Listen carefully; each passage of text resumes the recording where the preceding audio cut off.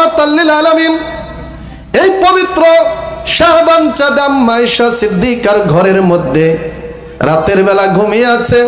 আম্মা আয়েশা সিদ্দিকা বর্ণনা করেন, হঠাৎ করে আমার ঘুম খানা ভেঙে গেল। আমি চক্ষু মোবারক না কইলা হাত দ্বারা বিছানার মধ্যে খুঁজতে লাগলাম।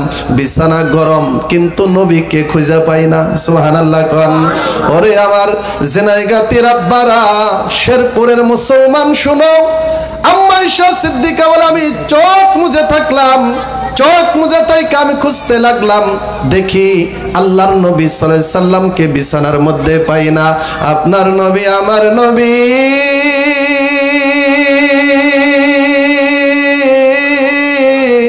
রাহমাতাল লিল আলামিন এই মনে হয় দরজাটা খুললো।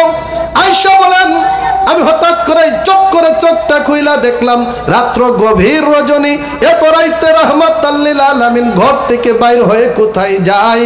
আল্লাহর নবী সাল্লাল্লাহু আলাইহি সাল্লাম ঘর থেকে বাহির হচ্ছে। আম্মা আয়েশা সিদ্দিকা বলেন, আমিও আল্লাহর নবীর পিছনে পিছনে বাহির হলাম, নবী যেন আমাকে না দেখে।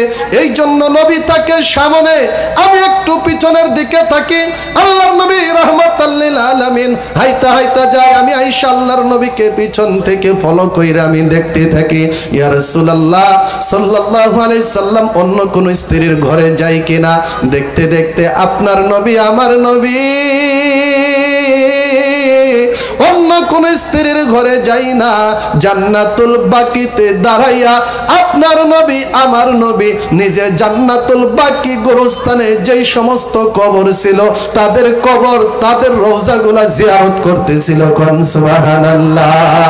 আল্লাহর নবী যাচ্ছে কোথায়? কবর জিয়ারত করতে।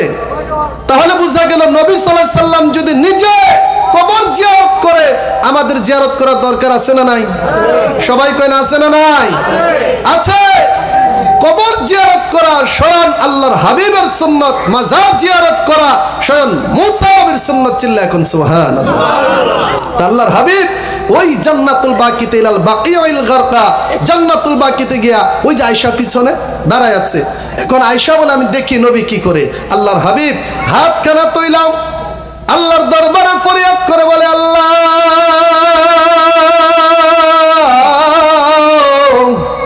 ও দরসাগর আল্লাহ।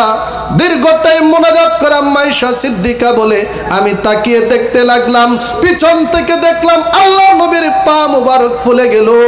আল্লাহর নবীজির চক্ষু দিয়ে চোখের পানি মোবারক ঝরতে লাগলো। আমি আয়েশা হতভম্ব হয়ে গেলাম, চিন্তা করতে লাগলাম আল্লাহর নবী মনে হয় কাঁদতে কাঁদতে দুনিয়া থেকে বিদায় হয়ে যাবে। এত লম্বা মুনাজাত আপনার নবী, আমার নবী করেছে। আর আজকে ওই মাজার জিয়ারত করতে গেলে বেদাতের ফতোয়া আসে। বোঝা যায় বেদাত নবী করে নাই, সুন্নাত করেছে। আমরাও যদি মাজার জিয়ারত করি বেদাত না, বরং এটাই নবীর সুন্নাহ। কথা কোন ঠিক না?